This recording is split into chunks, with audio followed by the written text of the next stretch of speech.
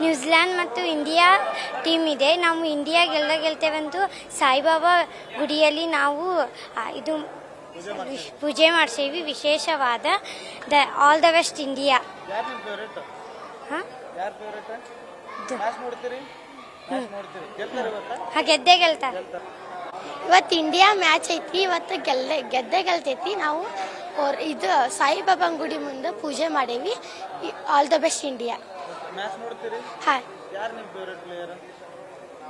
ಎಲ್ಲರೂ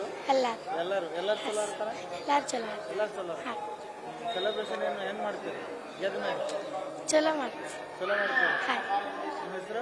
ಶ್ರಾವಣಿ ಹಿರೇಮಠ.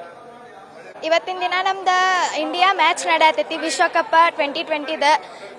ಇಂಡಿಯಾ ಗೆದ್ದ ಕಪ್ ತೊಗೊಂಬರ್ಬೇಕಂತೇಳಿ ಸಾಯಿಬಾಬಾ ಗುಡಿಗೆ ಬಂದ ನಾವು ವಿಶೇಷ ಪೂಜೆ ಮಾಡೇವಿ.